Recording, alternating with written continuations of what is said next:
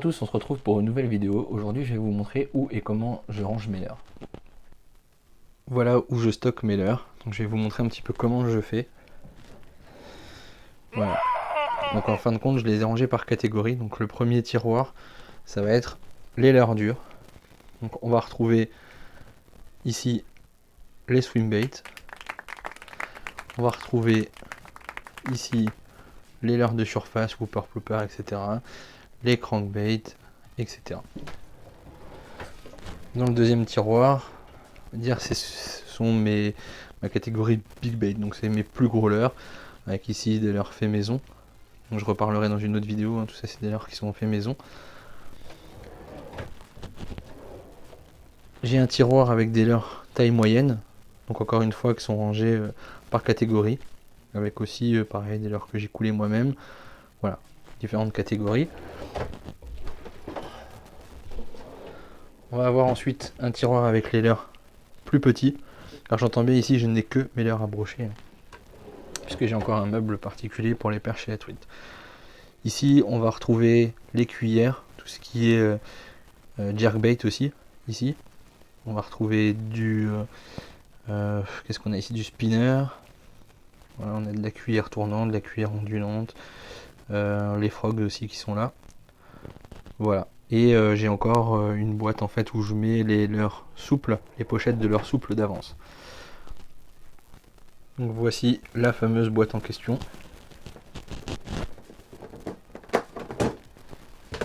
Voilà, où je vais avoir en fait toutes mes pochettes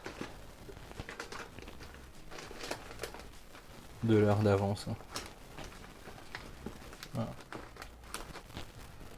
Voilà, donc il y a de quoi faire. Voilà, on a abordé la partie stockage à la maison. Maintenant, on va parler un petit peu de transport au bord de l'eau. Il faut savoir que je suis quelqu'un qui emmène quand même relativement beaucoup de leurres au bord de l'eau. Donc il faut avoir de quoi les transporter. Alors on va d'abord commencer quand j'arrive sur un poste. Je fais une sélection de leurres que je vais mettre dans une boîte comme ça. Donc en fait sur laquelle je suis venu coller de la mousse pour éviter que ça bouge et dans lesquelles je peux en fait planter mes hameçons. Donc en fait ça je vais le garder dans une sacoche à la ceinture qui va me permettre d'avoir quelques leurres à disposition très rapidement pour pouvoir changer très rapidement au départ. Ensuite j'ai une boîte, en fait c'est une boîte à cartes, enfin, pour matériel à cartes que j'ai récupéré, voilà, où je vais pouvoir mettre une grosse sélection de leurres puisque c'est une boîte qui est relativement large et grande.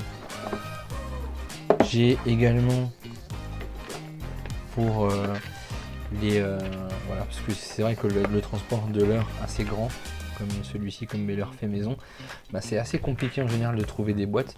Donc en fait j'ai pris une boîte classique et j'ai simplement enlevé toutes les séparations pour obtenir 3 grands compartiments où je vais pouvoir en fait du coup mettre des leurres quand même de très grande taille. Voilà. J'ai également pour les sessions, enfin pour les leurres déjà un petit peu plus traditionnelles, voilà, des boîtes aussi qui le sont également aussi. Traditionnel, hein, avec des compartiments réglables en fonction, et cette boîte là dont je me sers en fait quand je fais une sortie rapide pour faire une sélection de quelques leurres en fait à emmener. Ça rentre dans les petits sacs, les sacoches, etc. Donc c'est quand même très pratique. Voilà un petit peu pour la partie transport et boîte. Voilà, donc pour transporter tout ça il va nous falloir un sac. Donc pour ma part, j'ai déjà à la ceinture, donc pour transporter cette fameuse boîte dont je parlais, ce ceinturon avec une pochette étanche où je vais mettre la boîte, et j'ai également un gant pour le silure avec une attache aimantée. Pour le sac, j'ai opté pour le sac Kingdom. Alors pour ceux qui connaissent, pour ceux qui ne connaissent pas, Kingdom c'est une marque AliExpress, puisque en cherchant un petit peu sur le net en France, j'ai pas trouvé ce que je voulais, ou alors à des prix complètement exorbitants. Donc j'ai opté pour ce sac. Alors particularité de ce sac, on va voir cette tirette ici, en fait elle va me permettre de scinder le sac en deux. Donc pour avoir une partie sac bandolière, un petit sac à dos, ou alors comme ici un grand sac. Particularité, alors la première, on va avoir sur le côté un porte-gourde ici. De l'autre côté, on va avoir un emplacement pour pouvoir mettre une pince, comme ici, hein, que j'ai fixé toujours avec une attache. On va avoir 2 attaches ici qui vont me permettre moi en fait de transporter une canne supplémentaire, une canne casting notamment. J'ai rajouté sur le dessus des mousquetons avec des élastiques à cheveux qui vont me permettre en fait encore une fois d'attacher la canne pour la maintenir au maximum. Sur le sac, on va avoir à l'avant une première pochette qui va me permettre en fait moi de transporter des petites boîtes avec les bas de ligne, les émerions, etc. On va avoir une pochette ici sur le côté qui moi va me servir pour le mettre, etc.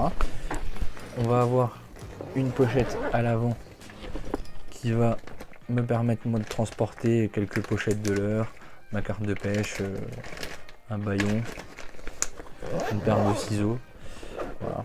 De l'attractant aussi. On va avoir ici une pochette qui moi va me servir, alors là mettre trépied, chiffon, voilà, des petites choses comme ça. Alors c'est une pochette qui n'est pas complètement fermée comme on peut le voir, hein. Donc voilà, on ne va pas mettre des choses forcément trop petites puisque elles ne seront pas bien maintenues. On va avoir ici, alors dans un premier temps, la grande pochette centrale qui va me permettre de mettre cette fameuse grande boîte à l'intérieur, plus d'autres petites choses. On va avoir, alors, sur le dessous, c'est là que le bas blesse, quelque chose qui pourrait être très bien étudié. On va pouvoir en fait mettre, donc moi en l'occurrence ici je vais ma trousse de premier secours, on en reparlera mais ça important, les gars, il est toujours sur vous. Ensuite voilà, on peut transporter 2 boîtes. On peut voir ici qu'il resterait de la place pour en mettre une troisième, mais en fait le manque de profondeur du sac fait qu'on ne peut pas. Ça c'est dommage, et Kingdom ne préconise pas de boîte en fait à mettre dedans à part des petites, donc c'est assez compliqué puisque les boîtes standards comme ça qu'on trouve un petit peu partout, donc ça c'est vrai que c'est un petit peu dommage. Voilà, c'est la fin de la vidéo, j'espère qu'elle vous aura plu. Si c'est le cas, n'oubliez pas le petit pouce bleu et je vous dis à très bientôt.